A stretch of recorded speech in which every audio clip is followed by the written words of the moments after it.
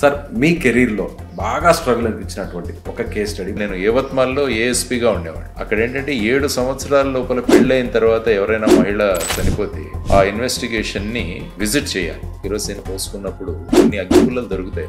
అంటే ఒక్కసారికే వెంటనే వెలిగించుకోలేదు, ఆలోచిస్తా చేసుకుందామా లేదా అని పడేస్తాం. బయట వాళ్ళు ఎవరైనా చేస్తే ఒకే పుల్ల దొరుకుతుంది. ఓకే, మనిషిని చంపేసి ఈ విధంగా కాల్చే ప్రయత్నం చేస్తే ఏమవుతుందంటే వాళ్ళ శ్వాసకోశాల్లో ఆ కార్బన్ డిపాజిట్లు ఉంటాయి. అంటే ఈ స్కిన్ అన్నది కూడా కాలిపోతుంది. చంపేసిన తర్వాత చేస్తే ఏమవుతుందంటే అందులో ఆ బర్న్ ఇంజరీస్ వేరేగా ఉంటాయి. సో ఇవన్నీ కూడా నేను చూసిన తర్వాత ఇందులో ఏదో జరిగిందని నాకు అనిపించింది. సీన్ ఆఫ్ అఫెన్స్ కి వెళ్ళినప్పుడే మీరు నేను అనుకున్నాను సీన్ ఆఫ్ అఫెన్స్ మాకు కంపల్సరీ. సార్ ఎందుకు సెర్చ్ చేశారు?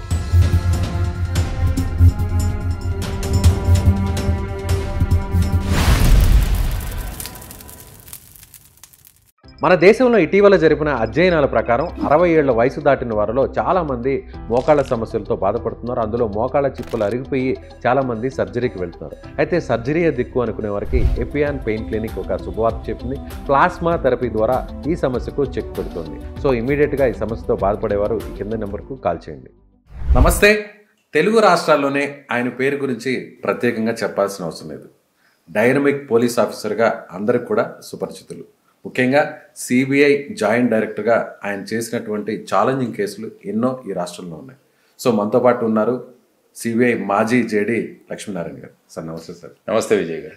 సార్ మీ కెరీర్లో ఛాలెంజింగ్గా అనిపించి చాలా కేసులు మీరు సాల్వ్ చేశారు, మీకు బాగా ఇంట్రెస్టింగ్ బాగా స్ట్రగుల్ అనిపించినటువంటి ఒక కేస్ స్టడీ మా కోసం. నేను యవత్మాల్లో ఏఎస్పీగా ఉండేవాడిని, assistant superintendent of police, first posting. అక్కడ ఏంటంటే 7 సంవత్సరాల లోపల పెళ్ళైన తర్వాత ఎవరైనా మహిళ చనిపోతే ఆ ఇన్వెస్టిగేషన్ని విజిట్ చేయాలి. సీనియర్ ఆఫీసర్ అంటే ఏఎస్పీ విజిట్ చేయాలి. ఆ రోజు అక్కడికి వెళ్ళిన తర్వాత ఆ చిన్న పిల్లల్ని చూసిన తర్వాత నాకేమనిపించిందంటే ఇందులో ఈ అమ్మాయి సూసైడ్ చేసుకోలేదు, ఈ అమ్మాయిని ఖచ్చితంగా వీళ్ళ హస్బెండ్ చంపేశాడు. అతను ఏం చేశాడంటే చంపేసి అక్కడ ఫైర్ యాక్సిడెంట్ అయినట్టు క్రియేట్ చేశాడని నాకు అనిపించింది. ఇంట్లో జరిగింది సార్? ఇంట్లో జరిగిన విషయం. ఓకే.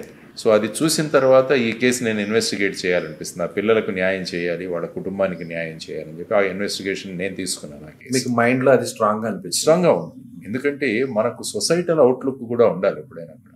అంటే సమాజం పట్ల మనకు అవగాహన, సమాజం పట్ల ఈ విధంగా జరుగుతున్న అన్యాయాలకు ఇంకా ఆవిడ మళ్ళీ తీసుకురాలేము. అంతే కదా సార్. మనకున్న సిస్టంలో ఆ వ్యక్తికి శిక్ష పడాలి, అది ముఖ్యం.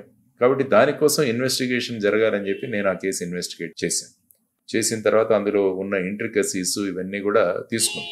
ఎవరైనా సూసైడ్ చేసుకుంటున్నప్పుడు సాధారణంగా ఒకేసారి సూసైడ్ చేసుకోరు. ఎందుకంటే ఆ కిరోసిన్ కానీ ఏదైనా పోసుకున్నప్పుడు ఏమవుతుందంటే వాళ్ళు మామూలుగా మా అనుభవంలో ఏంటంటే కొన్ని అగ్గిపుల్లలు దొరుకుతాయి మీకు.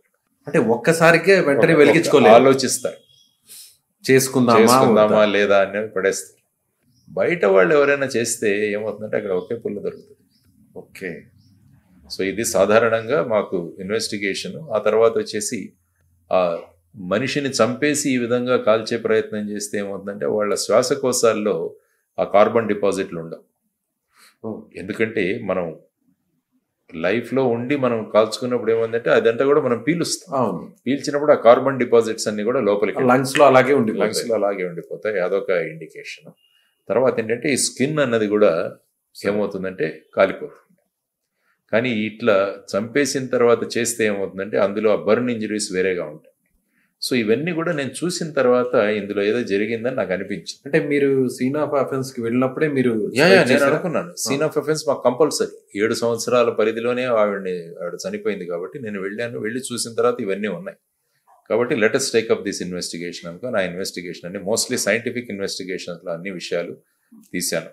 ఆ తర్వాత ఆఫ్ కోర్స్ ఆ హస్బెండ్ అరెస్ట్ చేయడం, అతని దగ్గర నుంచి అతను డినై చేశాడు ఇలాంటిది ఏమీ జరగలేదని.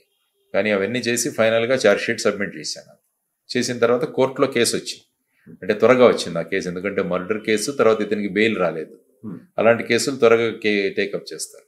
సో అందులో నేను సర్వీస్లో ఉండగానే అంటే అక్కడే ఉన్నప్పుడే నేను మళ్ళీ ఇన్వెస్టిగేటింగ్ ఆఫీసర్గా బోన్లో దిగాను, కోర్టులో వెళ్ళాను. ఎందుకంటే అదంతా కూడా మొదటి ఎక్స్పీరియన్స్ నాకు, అంత కోర్టులో ఇవన్నీ యాజ్ ఏఎస్పీగా ఉన్నప్పుడు. తర్వాత ఏంటంటే అతని సైడ్ నుంచి వాళ్ళ అడ్వకేట్ ఆర్గ్యుమెంట్స్ చేస్తాడు. ఎందుకంటే తను కూడా ఒక అడ్వకేట్ ఎంగేజ్ చేసుకున్నాడు, తను క్రైమ్ చేయలేదు అని చెప్పేసి వాడు డిఫెన్స్ సైడ్ నుంచి వాడు ప్రూవ్ చేస్తారు. నేను ఉన్నాను, అంటే అప్పుడు ఏంటంటే కోర్టు ప్రొసీడింగ్స్, అవతల అడ్వకేట్ ఈ విధంగా మాట్లాడుతున్నప్పుడు 1-2 సార్లు విట్నెస్ బాక్స్లో గట్టిగా అడ్వకేట్ని అరిచాను.